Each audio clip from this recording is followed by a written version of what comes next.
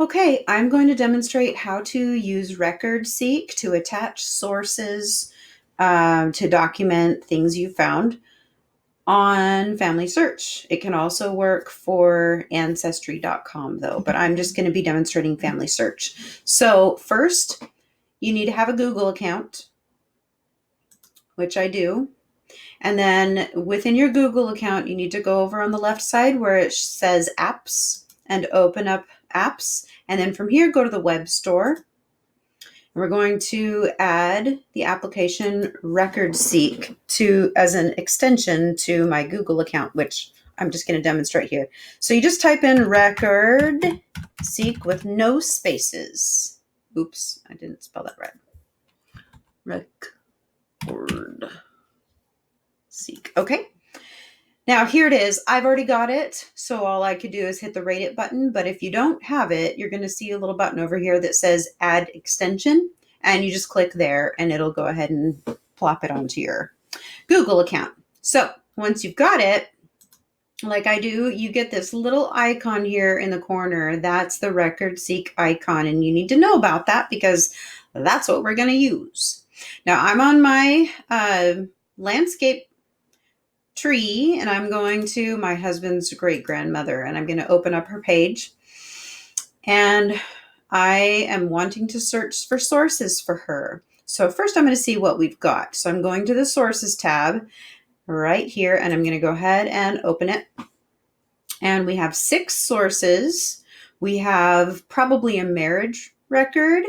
We have a social security record, a death index record. We have censuses from 1940, 1900, and 1930, which means we're missing 1910 and 1920. So I kind of want to look for those. So I'm going to go back to her page or back to her, whoops, I don't want to add a portrait. Back to her details page.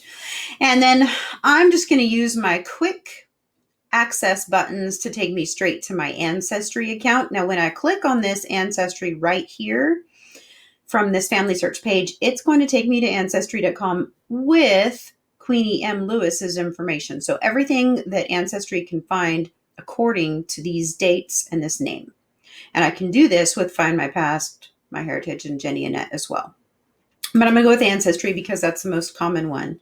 So, of course, here we are. Here's the results for Queenie M. Lewis. Don't need those. So now I am going to look for what? The 1910 and 1920 census. So that's 1930. We've already got that. I think we already have that marriage record. We've 1940 census we've got. Find a grave index that might be worth looking at. But I'm going to stick to my objective, which is finding, the 1910 census. There it is. So obviously I did this in advance. But anyway, I'm going to go straight to it. So I'm going to click on it. View. Oh, here we are. And then I want to see the actual document. Now you can use RecordSeek for this page right here or the actual document. So I want to go to the actual document just to be as clear as possible. So from here, I'm looking for, it's highlighted. I love this about Ancestry. It highlights the name for me. Here's Queenie M. And she says, it shows she's a niece. I think that's what that says. So that's her. That's what I want. She lived in Missouri, in Jackson County. So I know that this is her. So I want to attach the 1910 census found on Ancestry as a source to my FamilySearch account. And the way to do that is to use the RecordSeek extension. So I'm just going to click on the icon for RecordSeek and then it pops up right here. Now I can manually type in her name, Queenie M. and Lewis and all that, or I can do it the easy way and put in her ID number. So I'm going to go back to this tab at the top where I have FamilySearch open.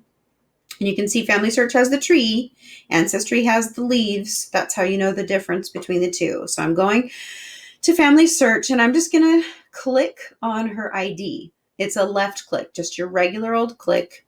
And FamilySearch is so nice. It gives us a pop-up button right there, copy ID. So I'm going to click on that. And now I know I have that ID saved. So I'm going back to my RecordSeek at the bottom. And then I'm just going to open up the field and then hold down Control V. That's going to paste the number that I just copied. Then I hit next. From here, it asks me why I want to attach this source. And I'm just going to put 1910 census from Jackson, it's Missouri.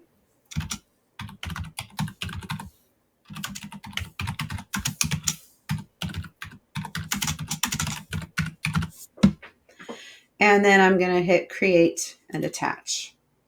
Okay, so from here I can click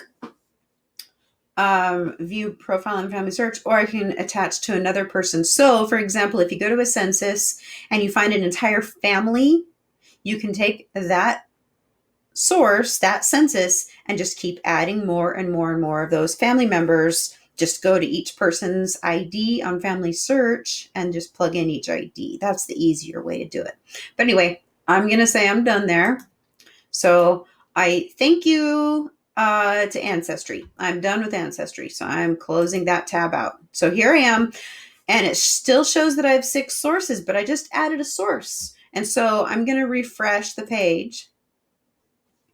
Now that it's refreshed, it shows that I have 7 sources. I'm going to go ahead and click on this tab right here.